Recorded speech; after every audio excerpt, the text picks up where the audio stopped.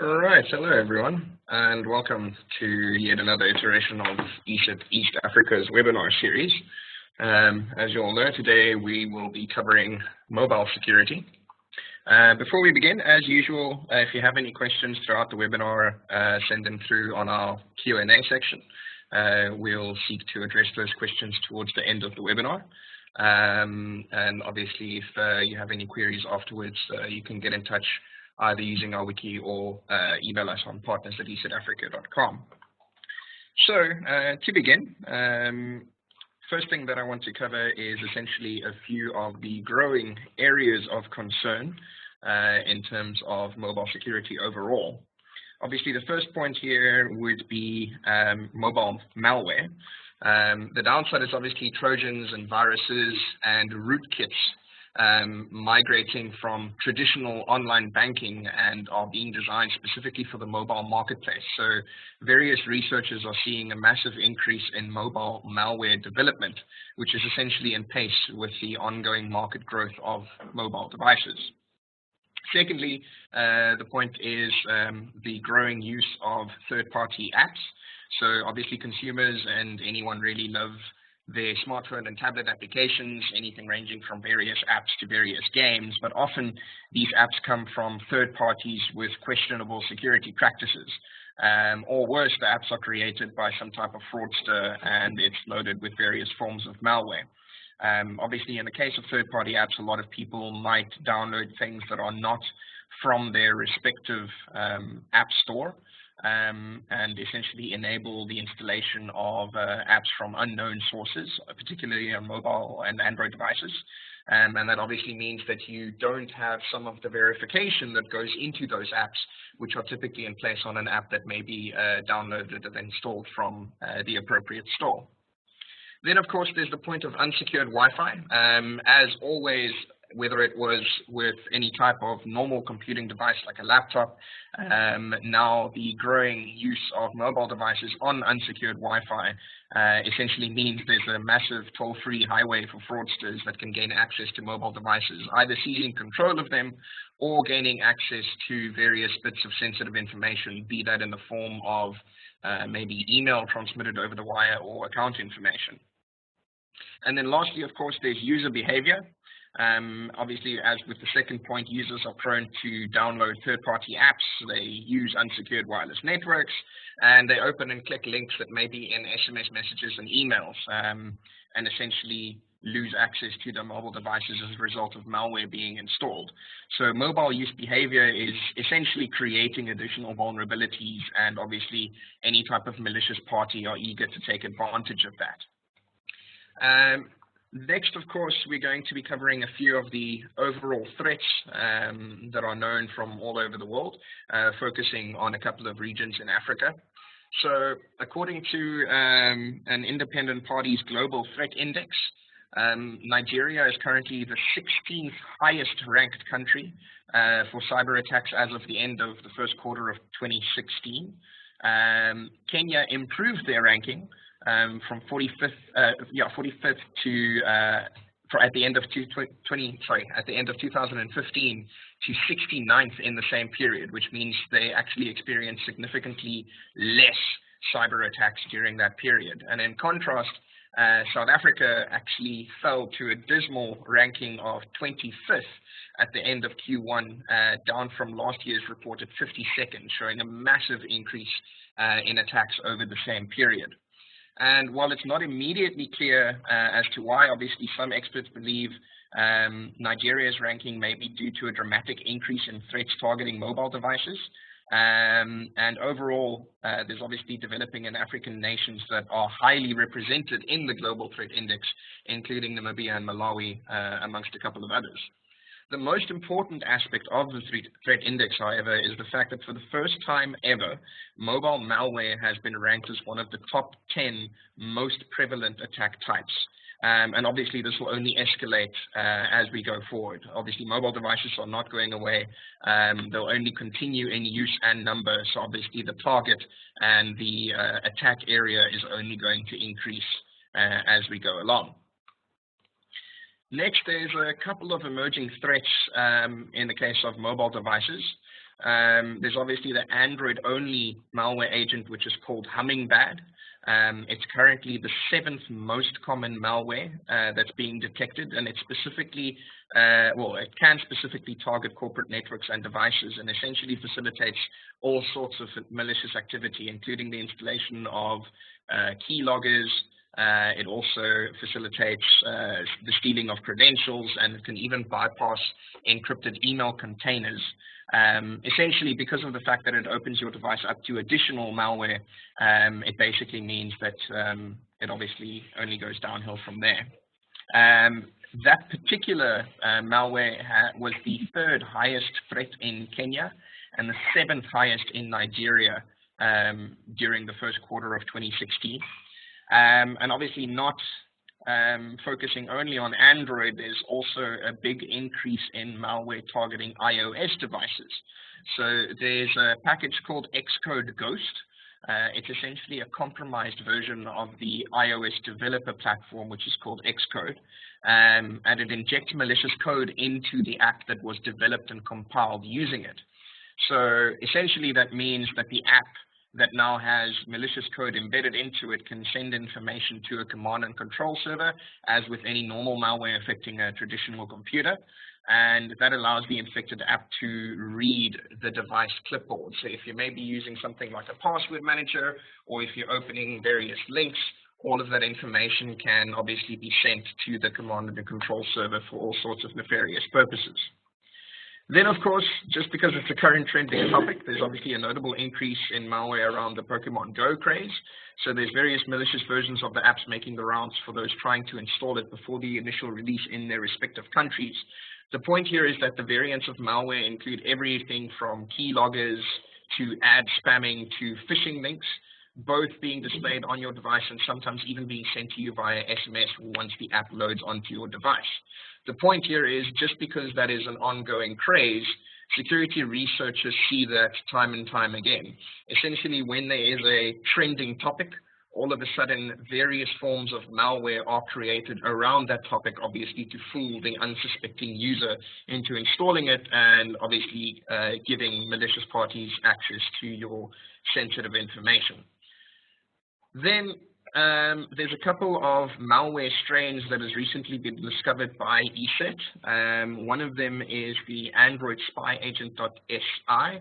It essentially presents users with a fake version of the login screen to their banking app, and it locks the screen until they enter their username and password.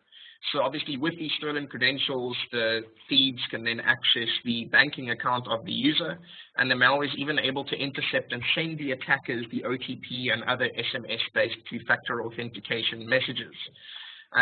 These attacks have been reported as incredibly massive, and obviously it can be adapted to other banks going forward wherever mobile banking apps are being used. And this particular iteration or variant is currently targeting major banks in Australia, New Zealand, and Turkey. So the point here is that it's clear there's a massive growing presence of threats targeting mobile devices, in addition to a big growing trend of the malware being used to target corporate data in particular, especially in countries where the largest portion of your internet usage is obviously coming from mobile devices, which is Africa in general. And obviously the ongoing trend of bringing your own device means that these threats will have a huge impact on corporate organizations as well, because they need to be ready with the challenges of unknown devices and various threats that the bits of malware pose to their networks. So obviously there's a couple of ways that you can deal with this. The first of which is ESET's mobile security for Android. They maintain their high detection rate on the mobile product, which is obviously great because you get the same experience whether you're using ESET traditional endpoint products for Windows or Mac or Linux, or now mobile devices as well. It can obviously block calls and MMS and SMS messages from unknown numbers or message numbers that you actually actively go and block yourself. It also has an anti-theft module with a remote locking, a remote siren, and a remote wipe facility. This is obviously great if the device is lost or stolen, and it basically ensures that the data doesn't fall into the hands of someone that it shouldn't. Obviously, like any anti-theft functionality, however, this does rely on the fact that the device still has internet connectivity in order to manually initiate those actions. So that's obviously just a key point to raise. There's also USSD vulnerability protection. It basically avoids various codes being submitted onto the USSD prompt in the phone app on your phone and potentially blocking sensitive information from being extracted from your device using that method. There's also a device monitoring feature. This is quite useful because it basically informs you of any setting that you haven't configured correctly, which could potentially compromise your security. So ESET's obviously taking the forefront there and trying to ensure that your device is configured according to best practices. There's also an anti-phishing feature, which basically plugs into a couple of supported browsers on mobile devices, and it basically prevents you from providing sensitive information or typing in sensitive information on sites that are actually known to be malicious. So if you click on a link that may have been malicious, you get directed to the website, ESET will then prompt and alert you and potentially block that activity to prevent you from entering your credentials or something like that. It also includes an application audit facility, and that's probably one of my favorite features in the app. It basically allows you to see which apps actually request unnecessary permissions. Obviously, various unnecessary permissions for common apps include things like making phone calls, tracking your location, reading your browsing history, reading your contacts and SMSs, accessing your photos and calendar and any other type of private information. And some of these can even share this information with third-party ad companies without your permission. So obviously knowing which of these apps are asking for permissions will allow you to easily uninstall those that may be asking for too much personal data. So you can obviously make your own calls and use your own discretion, but by using the application audit, you can easily see where your areas of risk might be. An easy example is there would be no reason for most games to access your SMSs, for example, or access your calendar or something like that. So those are obviously immediate red flags when you install the app or when the app wants to update, asking for additional permissions so that you can see that and obviously uninstall it accordingly. As with all ESET products, this obviously comes in a friendly and easy to use interface. And then from a pricing perspective, we can point out that mobile security is available either separately or as part of a bundle. It's also important to point out that we include mobile security even with our most basic bundles, including home office and small business security packs, and in all bundles from endpoint protection standard and upwards.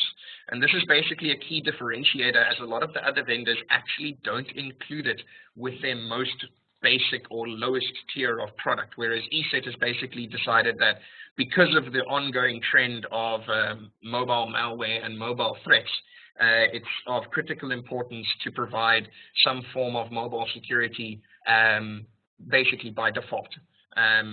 So everyone has access to it and can obviously install it on their devices.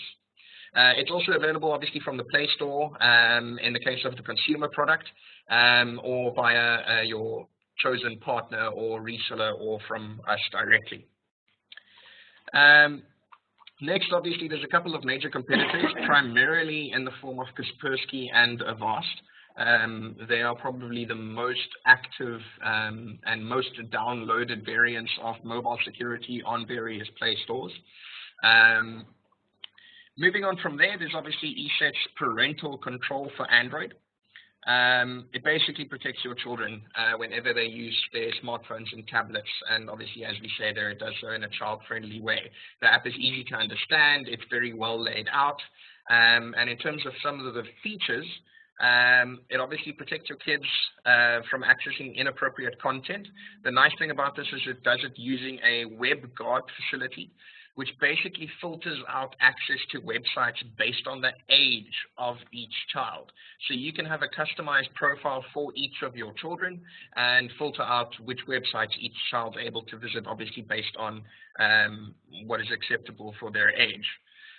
You also have the ability to know what apps your kids use and when, using the application guard. And you can basically also decide when they're allowed to use them, so you can set time frames where certain apps are accessible. There's also a child-friendly communication mechanism in the form of parental messaging. It basically means that you can send a message to your kids at any time using the app. The really nice thing about this message is if you choose to send one, the child cannot actually use their device until they acknowledge that message. So you can ensure that it's not a case where they claim that they've maybe missed the message or something like that, because it will actually block them from using the device until they actually accept the message. There's also a child locator, which means that you can essentially locate your child at any time. That might be considered a bit big brother by many, but obviously the safety of your children is also of paramount importance, which is why ESET's included it there. And obviously you can manage that across various Android devices. So it basically means either through the web interface or from the primary device, you'll be able to essentially manage that for all of your children from one console. And as we've labeled there, it's available as a full version or as a trial for 30 days. If you choose to continue past the trial for the full version, you can then continue, but obviously with some of the premium features turned off. Obviously, that was a fairly short session. I'm going to take a quick break for any questions that can come through. So please send them through while I quickly prepare a short presentation on the mobile security running on an instance of Android.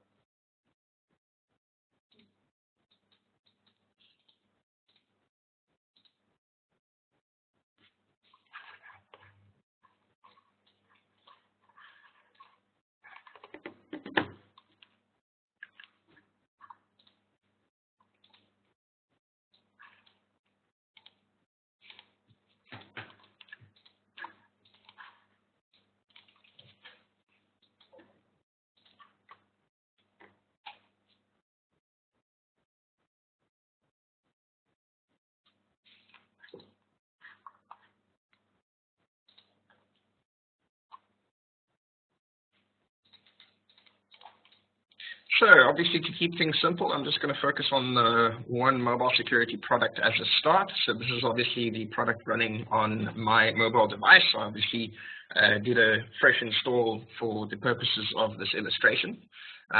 Obviously, I'm just going to continue past this point so that everyone can see what it's about. Obviously, like with all of the ESET endpoint protection products, the mobile security also has the built-in threat sense and live grid functionality. Obviously, that takes any malware samples and submits them to the cloud scanning engine so that it can basically emulate that in the cloud to see if it maybe exhibits some type of malicious behavior. And as a result, it obviously provides you with the best level of protection. So I'll proceed as I want to be part of that program. I do want to detect the running of any potentially unwanted applications, mainly because there's something specific that I'd like to show all of the attendees in that regard. So I'm going to move on to that next step. It's checking my license, which I have activated before. So it'll obviously proceed past that point. And now I finish it. So now it's basically going to start a scan automatically. So we'll give that a couple of moments to continue. I actually may need to resubmit that scan because I did it before, so let's just do that quickly. I'll let that scan run in the meantime. Obviously, as always, please send through any questions and we'll address them as we go along. I do have one question asking if this is for both home business. If the user can maybe just clarify which feature they're referring to, then I can quickly address that.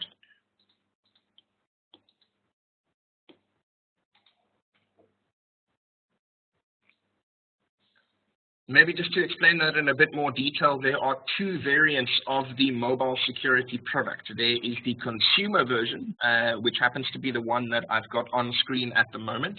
And then there's also the endpoint security product, which is obviously for business use, which is separate from the consumer version. And the nice thing about the business product is it obviously plugs into ESET Remote Administrator.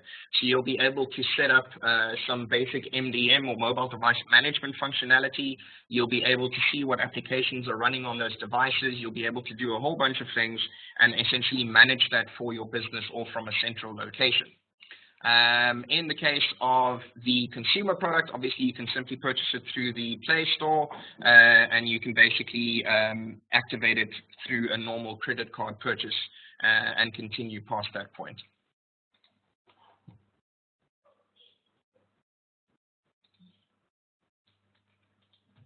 So the main thing that I wanted to show is obviously as soon as I enabled additional scanning, you can see that it now found a potential exploit on my external SD card that's inside my device. That particular file happens to be a routing tool or exploit called towel root, which is why it's labeled as exploit.towel. And it's obviously there's obviously various forms of routing and rootkits that are available for mobile devices. And this would be one of them that you obviously want to make sure isn't necessarily running on any of the devices in your corporate network, because obviously router devices have the ability to run various sets of software that wouldn't commonly be found on your typical device.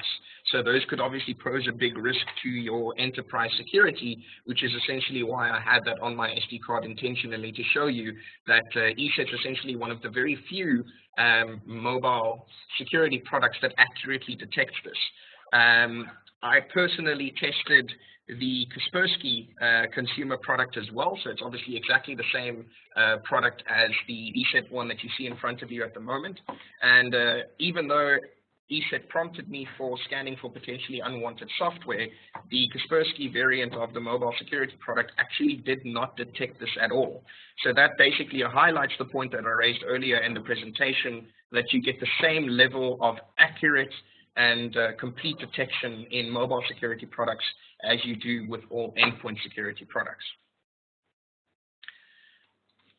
Obviously, in addition to the scan that's now finished, I'm not going to resolve that threat because I obviously put that file there on purpose for this demonstration.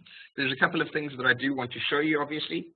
The current scan level is obviously smart. There's a deep scanning as well. So that again highlights that just the default scanning option that's selected actually accurately detected that particular file that I had on my device. Whereas normally, in some cases with some of the other mobile security software vendors out there, you'd have to enable deep or complete scanning options in order for it to detect something as simple as that. There's also the ability, if you have a full license, to schedule automatic scans on the devices.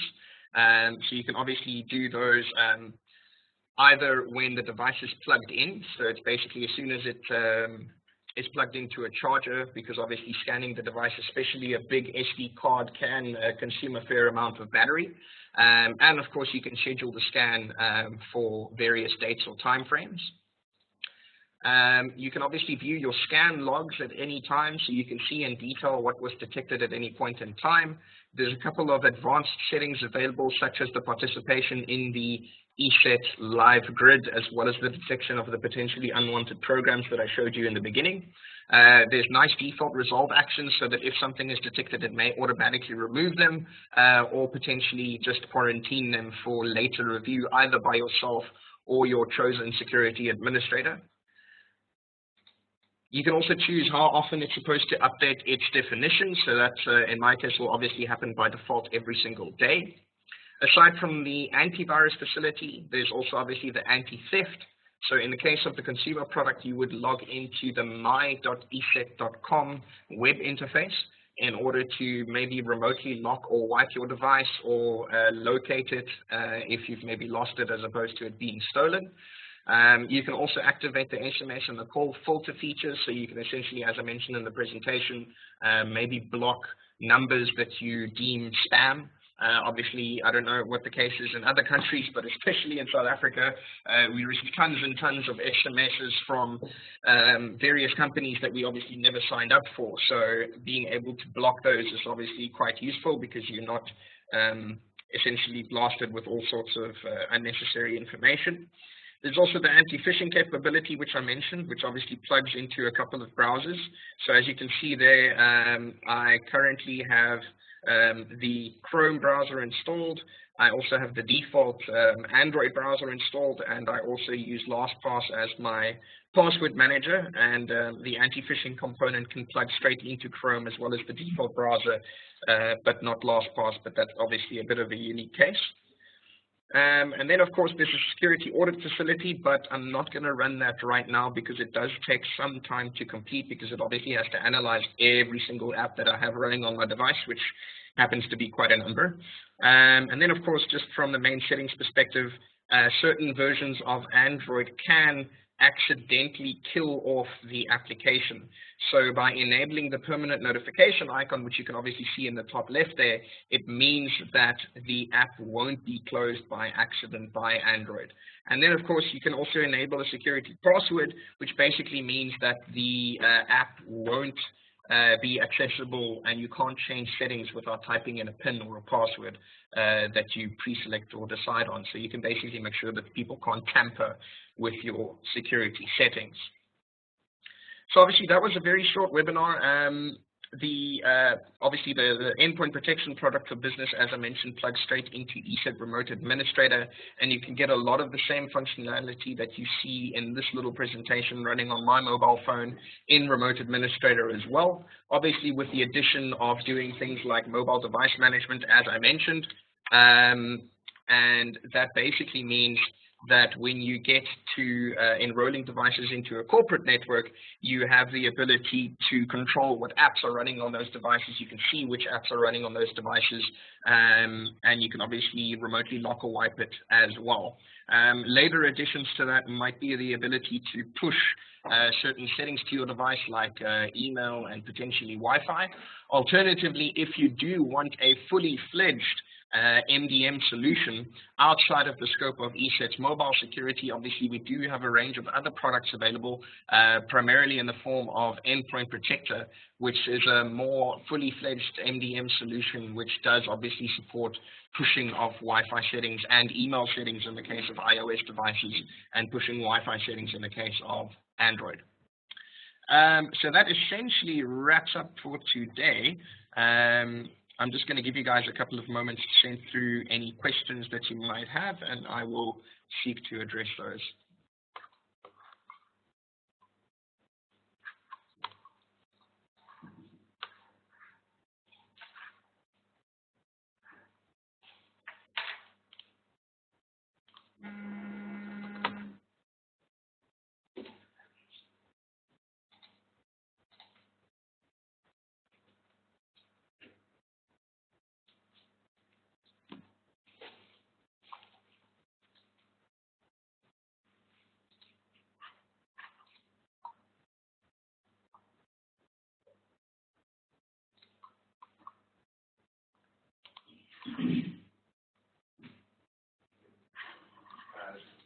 Just in case you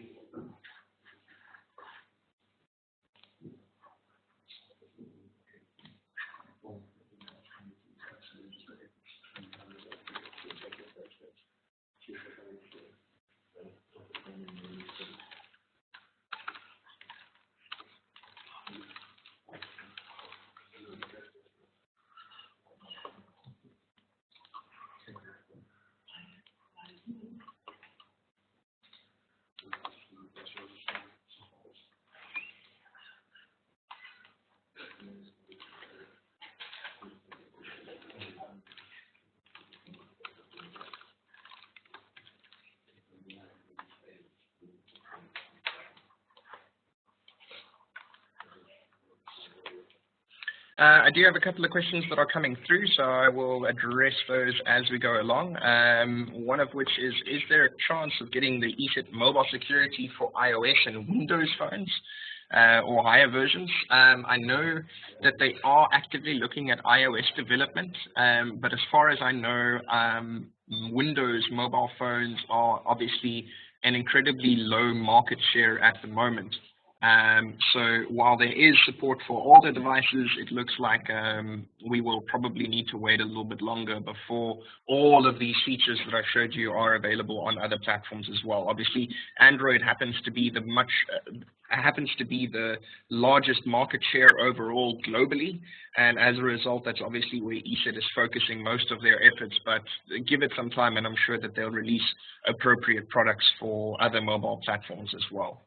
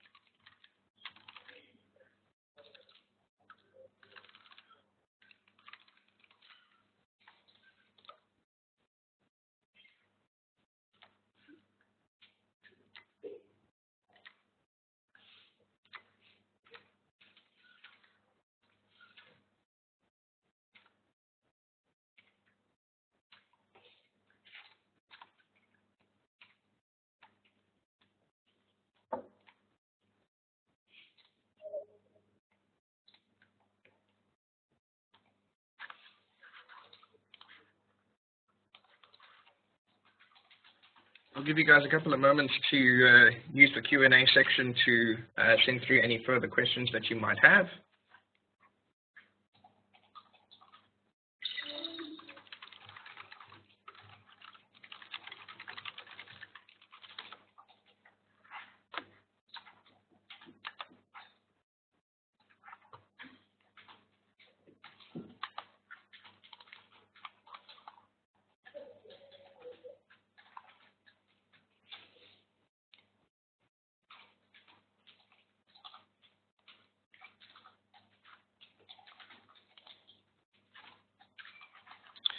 Just based on the earlier question, I also just wanted to point out that while there isn't necessarily a comparative mobile security product available for other platforms as of yet, there is, however, a mobile device management for iOS available from ESET. It's obviously one of the products that we happen to be asked about least, but the facility is actually available. It does include some basic protection for the facilities like anti-theft, along with a couple of other features. If you are interested in that product, obviously get in touch and we can discuss that in a bit more detail.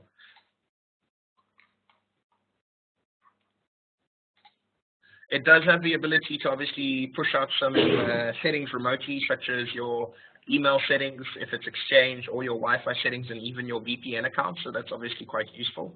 And obviously everything is also integrated into ESET's Remote Administrator.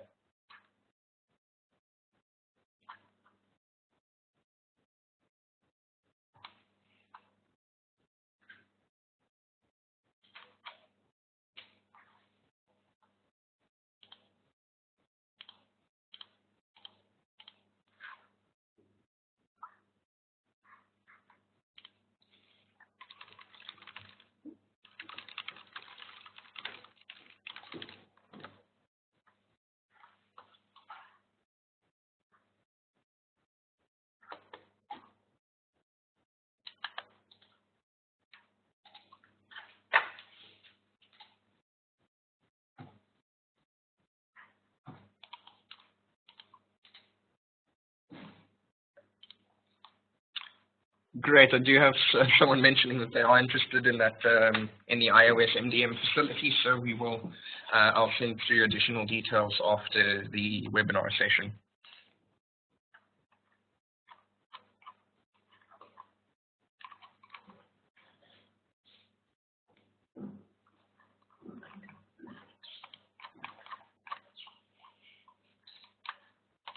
I will give you guys just a couple of moments longer to send through any questions that you might have before I wrap up today's session.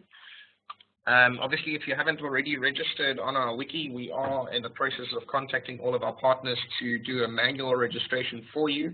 Alternatively, if you'd wish to sign yourself up, please go to wiki.esetafrica.com. As mentioned before, you will need to provide your partner ID during your registration in order for us to confirm that you are a legitimate partner. And then once that has been done, there's obviously everything available on there, ranging from data sheets to various videos. We also upload all of our past webinars onto the platform, along with various other sales and demo and technical videos, along with data sheets and battle cards comparing ourselves to the other vendors and everything else as well.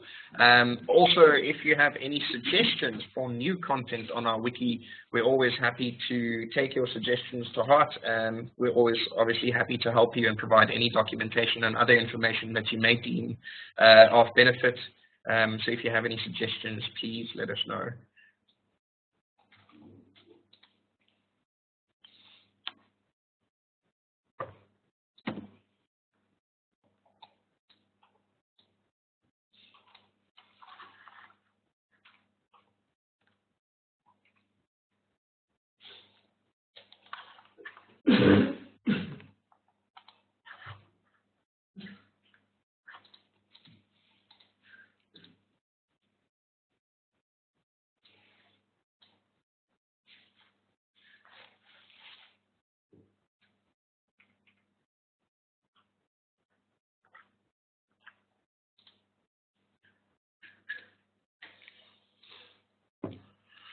It doesn't appear as though we've got any other questions coming through. So with that, we will wrap up today's session. I hope that that was informative. Obviously, to those that asked, I will send through the iOS details as soon as possible. Thank you, everyone, for joining us for another webinar, and I'll probably see you next week. Thank you, and have a good day.